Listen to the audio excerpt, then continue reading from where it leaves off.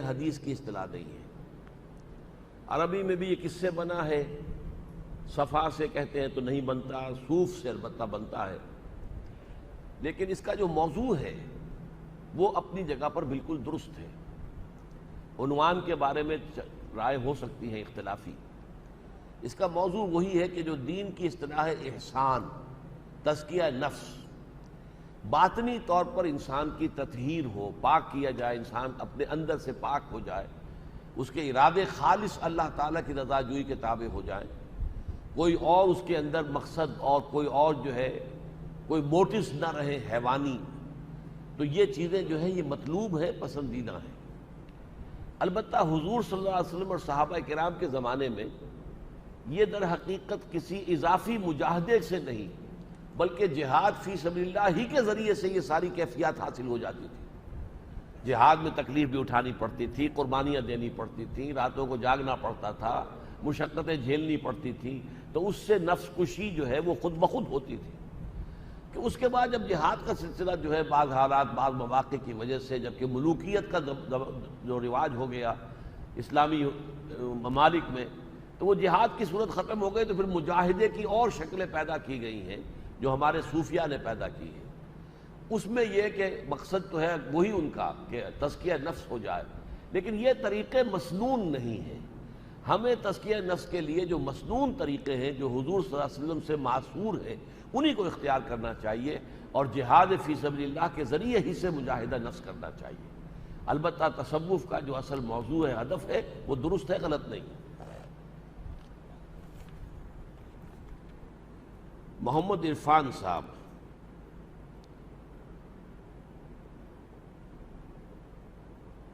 کیا بدعت بھی شرک کی ایک قسم ہے؟ اور آج کل جو بدعت حسنہ کی کس طرح استعمال کی جا رہی ہے اس کی وضاحت کریں۔ بدعت اور شرک میں فرق ہے۔ بدعت تو اسے کہتے ہیں کہ کوئی ایسی شے جو حصول ثواب کے لیے عبادت سمجھ کر سر انجام دی جائے لیکن اس کا کوئی ثبوت حضور سے اور صحابہ سے نہ ہو، وہ بدعت ہے۔ لیکن اگر حضور سے اور صحابہ سے ثابت ہے تو وہ سنت ہے، لیکن ہونی چاہیے وہ عبادات کے اندر حصول ثواب کے لیے۔ اب ایک شکل یہ ہے کہ حضور اونٹ پر سواری کرتے تھے، اور تو کوئی شے تھی نہیں، نہ ہوائی جہاز، نہ ٹرین، نہ کار، تو اب اس کو کہ گاڑی کو یا ٹرین کو یا ہوائی جہاز کو بدعت کہہ دیا جائے، یہ غلط ہے۔ یہ تو سائنٹیفک ٹیکنالوجیکل ترقی ہے جو ہو رہی ہے، لیکن جو چیزیں کہ عبادات کے ضمن میں حصول ثواب کے لیے کی جائیں ان میں کسی شے کا اضافہ نہ ہو، وہی ہو جو کہ ما انا علیہ واصحابی، جس پر کہ حضور کا اور آپ کے صحابہ کا طرز عمل تھا۔ اگر کوئی اور رسم ہم ایجاد کر لیں گے، مثلا اب یہ تیجا ہے، سوئم ہو رہا ہے، قرآن خوانی ہو رہی ہے تیسرے روز جمع ہو کر، اس کا کوئی ثبوت نہیں، نہ صحابہ کی زندگیوں میں نہ حضور کا اپنا عمل ہے، یہ در حقیقت بدعت شمار ہوگی۔ آپ جو ہے 10واں منا رہے ہیں، 7واں منا رہے ہیں، کوئی ثبوت نہیں۔ تو یہ چیزیں وہ ہیں کہ جو بدعات کی شکل میں آ گئی ہیں، اور اس لیے کہ ظاہر بات ہے کہ اس میں حصول ثواب بھی ہے اور ایصال ثواب بھی پیش نظر ہے۔ تو حصول ثواب اور ایصال ثواب کے لیے کام وہی کیے جانے چاہیے جن کا ثبوت حضور اور صحابہ کے طرز عمل میں مل جائے۔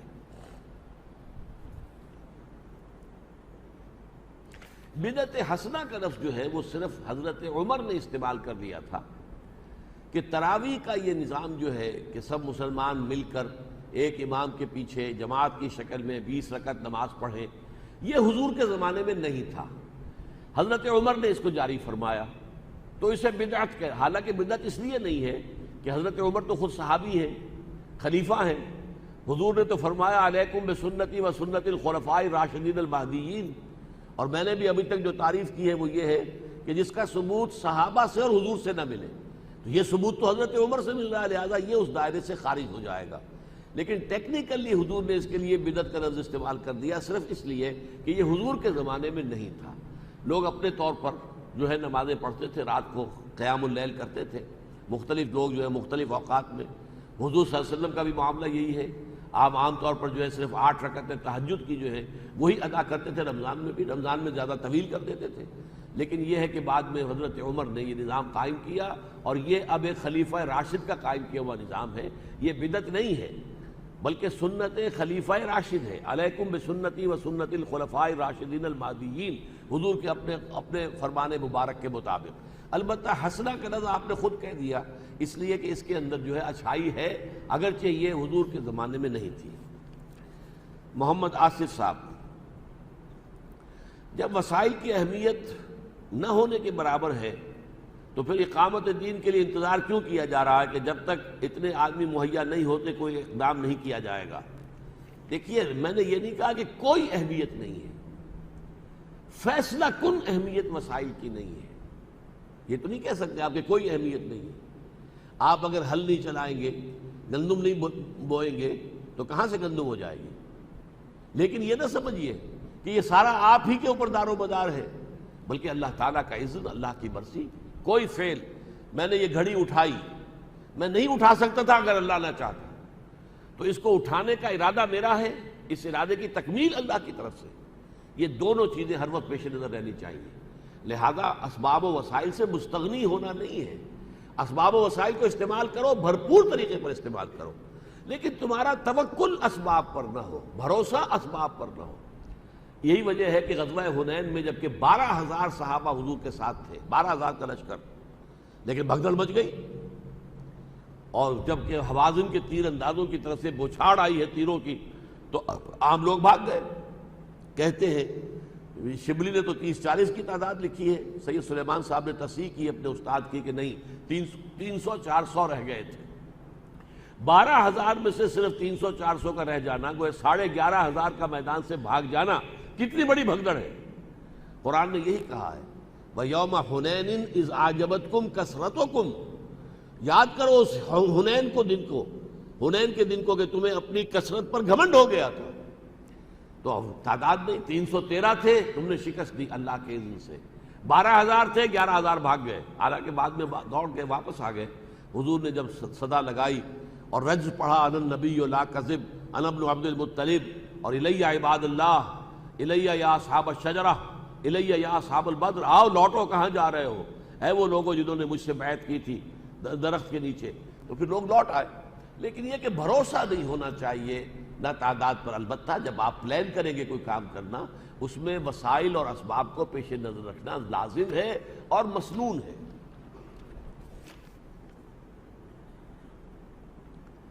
جن اعمال سے انسان نے توبہ کر لی ہے، کیا وہ بھی اعمال نامے میں موجود ہوں گے؟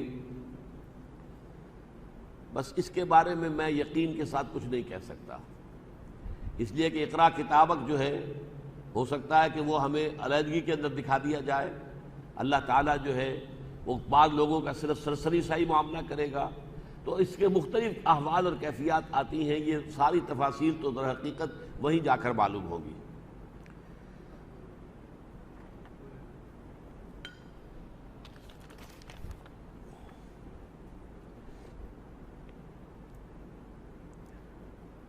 قاری احمد علی صاحب، آپ نے درس میں فرمایا قیامت میں حساب اسی زمین پر ہوگا، میں نے قرآن میں یہ آیت پڑھی ہے کہ یوم تبدل الارض غیر الارض، صحیح ہے؟ ہم قیامت میں زمین کو تبدیل کر کے دوسری زمین لائیں گے؟ نہیں، ہم زمین کو بدل دیں گے اس کے سوا، غیر الارض یعنی زمین کی شکل بدل دیں گے۔ یہ ضروری نہیں کہ اس زمین کو ہٹا کر کوئی اور زمین لائیں، زمین ہی کی، والسماوات، اور آسمانوں کو بھی، یعنی حیت بدل جائے گی۔ وہ زمین جو ہے قاعن صفصفا، یہ زمین جو ہے اس میں نہ کوئی اونچائی ہوگی، لا عوج فیہا ولا امتا، نہ کہیں کوئی اونچا ٹیلا ہوگا، نہ پہاڑ ہوں گے، بلکہ قاعن صفصفا یہی زمین کر دی جائے گی۔ اذا الارض مدت والقت ما فیہا وتخلت، یہ ہوگا، لیکن یہ ہے کہ زمین یہی رہے گی، البتہ اس کی شکل اور حیت بدل جائے گی۔ اس آیت سے ثابت ہوا کہ زمین قیامت تبدیل کر کے دوسری زمین، نہیں دوسری نہیں بلکہ زمین کی شکل بدل دی جائے گی، جس سے وہ کچھ اور نظر آئے گی۔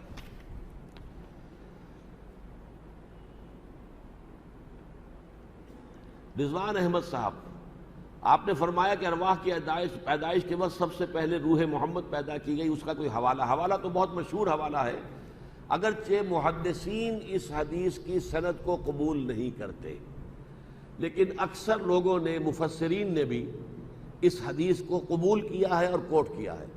اول ما خلق اللہ نوری، اللہ نے سب سے پہلے جو شے پیدا کی وہ میرا نور یعنی میری روح. نور چونکہ یہ روح جو ہے نورانی ہے، فرشتے بھی نورانی ہیں، نور سے پیدا کیے گئے، اور یہ ارواح انسانیہ بھی نورانی ہیں، نور سے پیدا کی گئی ہیں. تو اس میں کون سے حرج کی بات ہے، کون سی مشکل بات ہے یہ ماننے کی کہ سب سے پہلے حضور کی روح مبارکہ جو ہے روح پر فتو پیدا کی گئی ہو. اللہ عالم، اور میں اس کا قائل ہوں. ڈاکٹر انوار احمد صاحب، کمانے کے جائز صورت اس موجودہ دور میں جہاں سود عام ہے کیا ہوگی؟ دیکھیے سود عام ہے لیکن اس کی مقدار اور کمیت یا گاڑھا پن جو ہے سب جگہ ایک جیسا نہیں ہے. مثلا ایک ہے بینک. بینک تو در حقیقت قائم ہی سود پر ہے. کم شرح سود پر ڈپازٹ لی جائے اور زیادہ شرح سود پر ایڈوانس دیا جائے، قرضہ دیا جائے، تو درمیان میں بچت اس کی ہے، یہی اس کی پروپوزیشن ہے. یہ دوسری بات ہے کہ وہ انویسٹمنٹ بھی کرتا ہے، کاروبار بھی کرتا ہے، لیکن وہ اضافی چیزیں. بیسک جو فنکشن ہے بینک کا وہ یہ ہے کہ کم شرح سود کے اوپر لوگوں کے پیسے بچت جو ہے جمع کرے، اور یہ جو کیپٹل بن جائے پھر کاروباری لوگوں کو، کارخانے داروں کو اس میں سے قرض دے. وہ زیادہ شرح پر ہوگا، لہذا وہ بیچ میں جو فرق ہے وہ اس کی کمائی ہے. اب یہ تو ہو گیا ایک ایسا ادارہ جو ہمہ تن ہمہ وجود سرتا پیر سود ہی سود. ایک یہ ہے کہ آپ کسی ایک فیکٹری میں کام کر رہے ہیں، اس فیکٹری میں فرض کیجئے کہ آپ سپننگ ماسٹر ہیں، یا فرض کیجئے مزدور کی حیثیت سے کھڑے ہیں کسی مشین پر، لیکن اس فیکٹری کے اندر روپیہ سود پر لے کر بھی لگایا گیا ہے. یہاں جو ہے آپ کا معاملہ کیا ہوگا؟ یہ بہت ثانوی درجے کی بات ہو گئی. یہ در حقیقت یہ فیکٹری جو ہے یہ کپڑا بنانے کی فیکٹری ہے. اس کا اصل پروپوزیشن جو ہے وہ کپڑا بنانا ہے، وہ سود کے اوپر اصل پروپوزیشن نہیں ہے، لیکن سیکنڈریلی اس کے اندر سود انوالو ہو گیا. اس حوالے سے وہ اس سے کم تر گاڑھی شکل ہو گئی. لہذا بینک کی اگر ملازمتیں چھوڑی جائے اور ایسی کوئی ملازمت کر لی جائے، اس سے بھی آگے آ جائیں، کوئی ایسا مل جائے معاملہ چاہے جہاں پر کہ سودی رقم بھی کوئی انویسٹڈ نہ ہو کسی کاروبار میں، اسی میں آپ شریک ہو جائیں یا اسی میں ملازمت کریں، اور اچھا ہو جائے گا. لیکن آپ کتنا ہی پیچھے ہٹ جائیں، کچھ نہ کچھ غبار سود کا آپ کے اندر ضرور جائے گا. یہ حضور کی حدیث ہے کہ لوگوں پر ایک زمانہ ایسا آ جائے گا کہ چاہے وہ براہ راست سود کا معاملہ نہ کرے، لیکن سود کا غبار یا سود کا دخان، سود کی بھاپ یا دھواں اور سود کا غبار جو ہے گردہ، وہ ان کے اندر لازم بن جائے گا. وہ میری اور آپ کی یہ حالت ہے کہ ہم گندم کا ایک دانہ بھی کھاتے ہیں تو اس میں بھی سود ہے، اس لیے کہ جو بھی پیداوار ہوتی ہے اس میں فرٹیلائزرز آتے ہیں تو وہ سودی قرضوں پر ہے. کئی ٹریکٹر لیا گیا تو سودی قرضے پر ہے، اور جو بھی ہے معاملہ سارے سودی ہیں. بیج لیے گئے تو سودی قرضے پہ لیے گئے ہیں.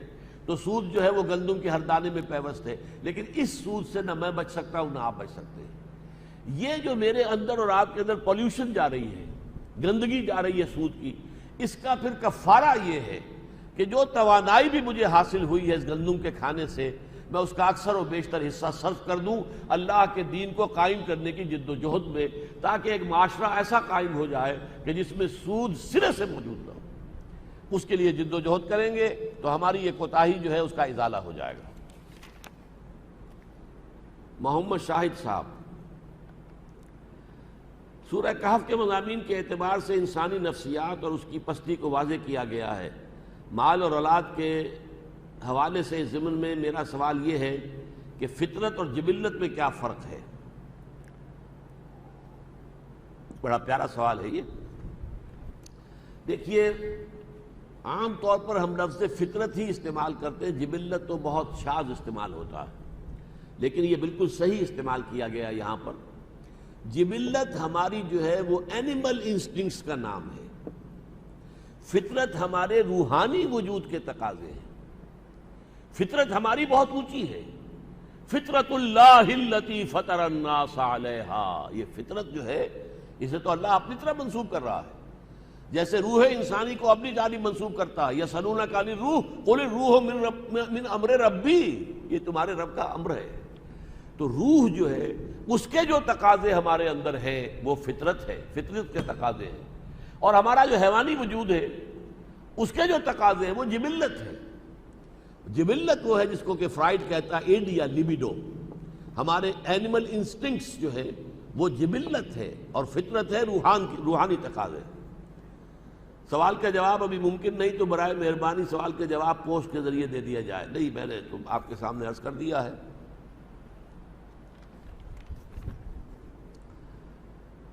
ڈاکٹر شہاب حیدر، کیا یہ بات صحیح ہے کہ کوئی بھی شخص اللہ کی رحمت کے سوا جنت میں داخل نہیں ہو سکتا چاہے کتنے بھی اعمال صالح اس نے کیے ہوں؟ تو ایسی حالت میں اعمال صالح کی حیثیت کیا رہ جاتی ہے؟ دیکھیے، دونوں چیزیں اپنی جگہ صحیح ہیں. صرف اپنے اعمال کی بنیاد پر جنت میں ہم نہیں جا سکیں گے جب تک کہ رحمت خداوندی دستگیری نہ کرے. یہ اس درجے درست ہے کہ جب حضور نے یہ بات فرمائی تو کسی صحابی نے حضور سے پوچھ لیا کہ حضور کیا آپ بھی؟ تو آپ نے فرمایا ہاں میں بھی. الا ان یتغمدنی ربی برحمتہ، جب تک میرا رب اپنی رحمت سے مجھے ڈھانپ نہیں لے گا میں بھی جنت میں داخل نہیں ہو سکوں گا. تو یہ اپنی جگہ حقیقت ہے. اس کا یہ مطلب نہیں اعمال صالحہ کی کوئی حیثیت ہی نہیں.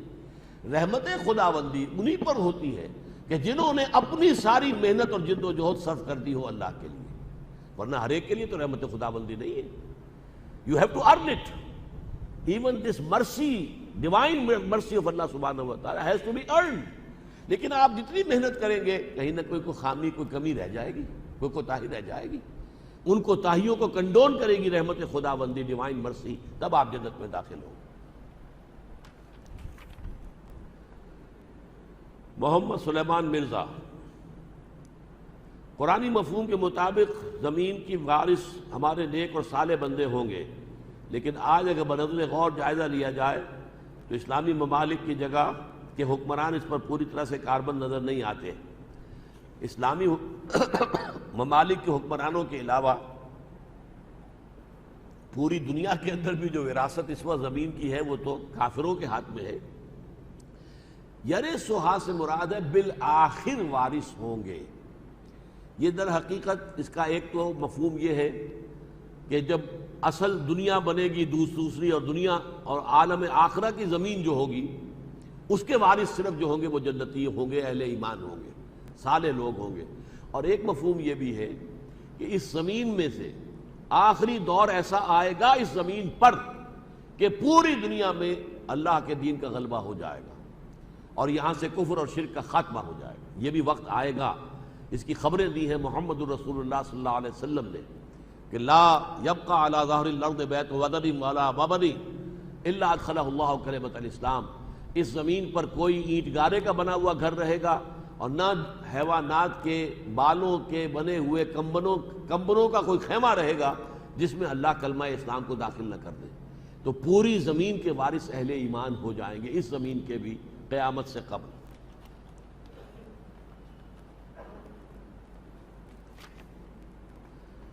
سہیل حسن جعفری صاحب، سب سے پہلے رسول اکرم کی روح پیدا کی گئی، اس کی تشریح کیجیے. میں نے تو وضاحت کر دی ہے کہ ارواح پہلے پیدا ہوئی تھی، ان میں سب سے پہلے روح جو ہے محمد الرسول اللہ صلی اللہ علیہ وسلم پیدا کی. اور مزید تشریح کیا ہے؟ لفظ سادات کی صحیح تشریح کیا ہے؟ ویسے تو عربی زبان میں السید جو کہتے ہیں وہ صرف مسٹر کے معنی میں آتا ہے، لیکن یہ کہ بہرحال سادات کا ایک تصور ہے. اور حضور کی صاحبزادی حضرت فاطمہ رضی اللہ تعالی عنہا اور حضرت علی سے جو اولاد ہوئی، ان کے دو صاحبزادے حضرت حسن اور حضرت حسین، ان کی جو اولاد ہے انہیں سادات کہا جاتا ہے.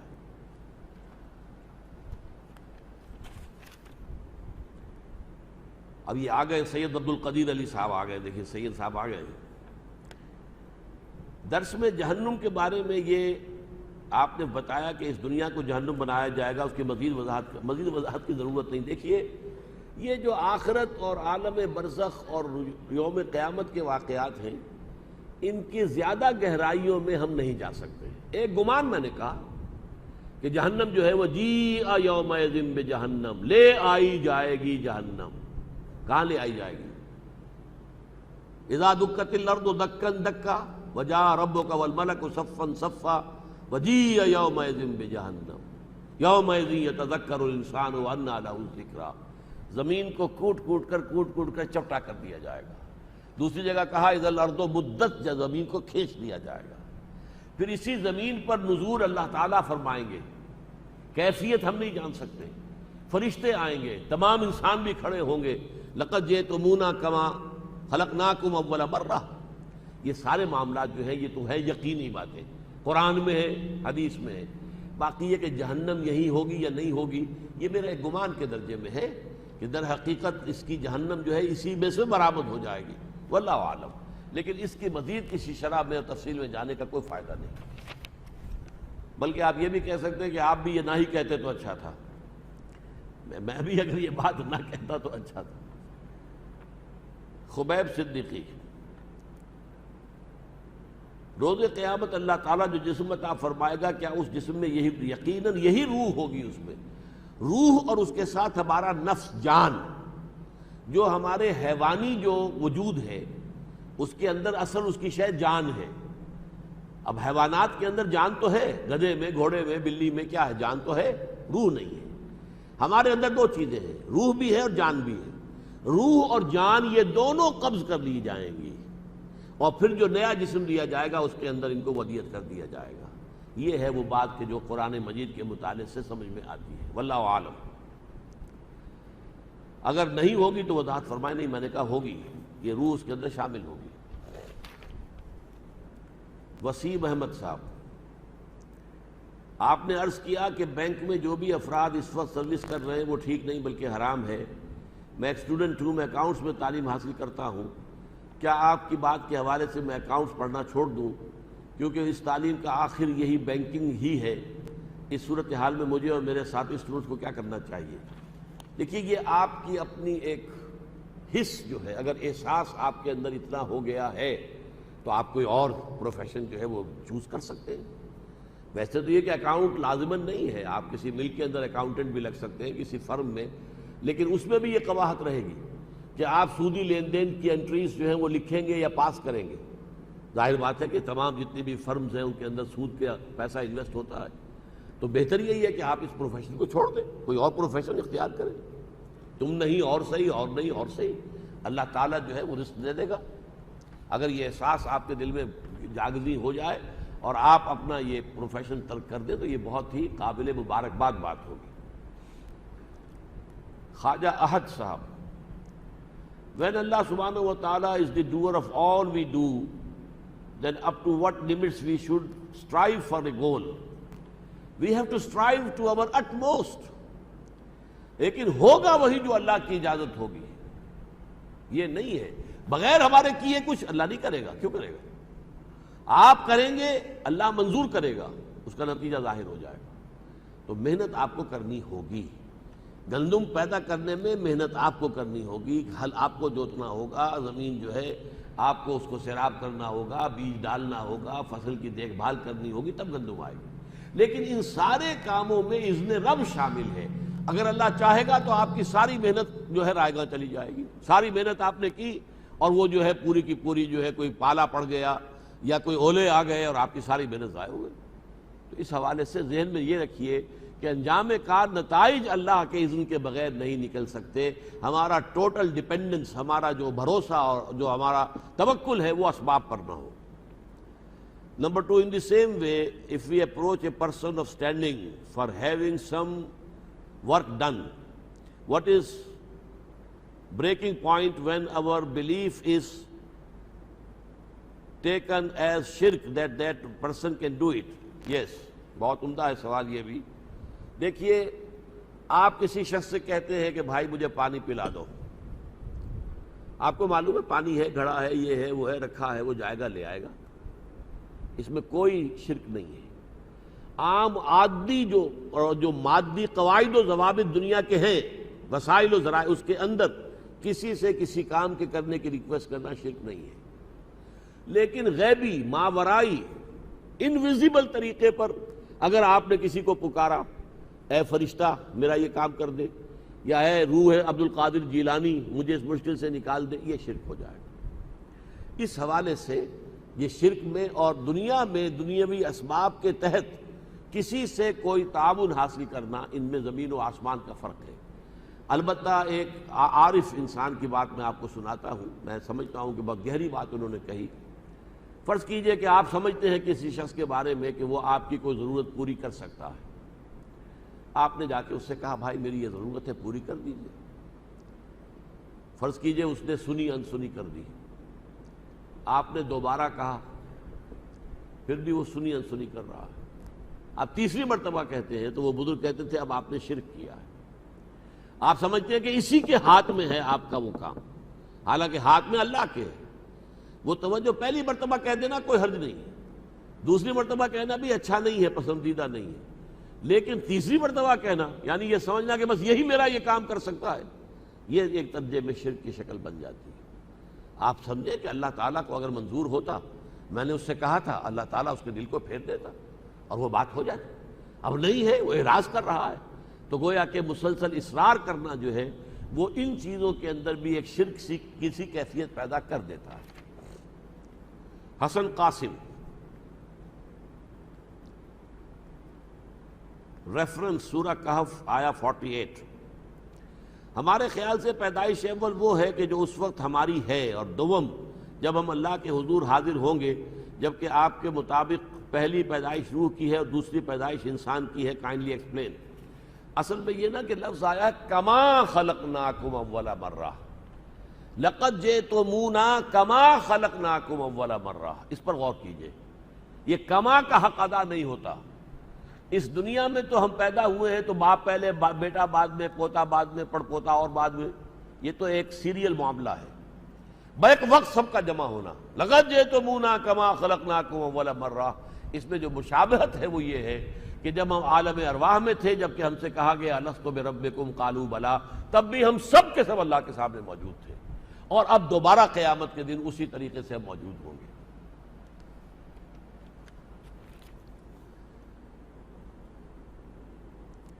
محمد وسیم صاحب, میرا سوال یہ ہے کہ مدد صرف اللہ تعالیٰ سے مانگنی چاہیے, اگر ہم جیسا کہ سنتے اور کہتے ہیں یا علی مدد, کیا یہ بھی شرک میں داخل ہے؟ یقیناً یہ شرک ہے, کسی کو بھی پکارنا. اور یہ اللہ کا شکر ہے کہ اگرچہ ہمارے ہاں جو بریلوی مکتب فکر ہے وہ یا محمد کہنے کو تو صحیح سمجھتے ہیں اور لکھتے بھی ہیں مسجدوں میں, لیکن یا محمد مدد کبھی نہیں کہتے ہیں. یہ اللہ کا شکر ہے. یہ ظلم جو ہے حضرت علی ہی پر ہوتا ہے رضی اللہ تعالی عنہ, اور حضور نے فرمایا بھی تھا کہ اے علی تمہارے ساتھ وہی سلوک ہوگا جو میرے بھائی عیسیٰ کے ساتھ ہوا تھا. کچھ لوگوں نے ان کی محبت میں غلو کیا, انہیں خدا کا بیٹا بنا دیا. یہودیوں نے ان کی عداوت میں انتہا کی اور کہا کہ وہ تو جو ہے ولد الزنا ہے, اور یہ ہے اور وہ ہے, اور کافر ہے اور مرتد ہے, اور سولی پر چڑھائے جانے کے قابل ہے. اس طرح حضرت علی کو کچھ لوگوں نے خدا بنا دیا.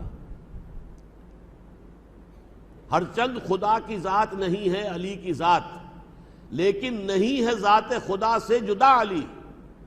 اب یہ ایسے ایسے شاعرانہ خیالات جو ہیں, اور مشغول حق ہوں بندگی بو تراب میں, یہ غالب صاحب کہہ رہے ہیں. میں ابو تراب جو ہے حضرت علی, جو حضور نے خطاب دیا تھا قم یا ابا تراب, تو وہ میں ان کی بندگی کرتا ہوں, اللہ کی نہیں, ان کی بندگی کرتا ہوں, اور ان کی بندگی کرنے میں اصل میں اللہ کی بندگی کر رہا ہوں. تو یہ در حقیقت مشرکانہ چیزیں ہیں جن سے اپنے آپ کو بچانا چاہیے. اچھا جناب, بہت شکریہ, سوالات پورے ہو گئے. الحمدللہ الذی ہدانا لہذا وما کنا لنہتدی لولا ان ہدانا اللہ. سبحانک اللہم وبحمدک نشہد ان لا الہ الا انت نستغفرک ونتوب الیک.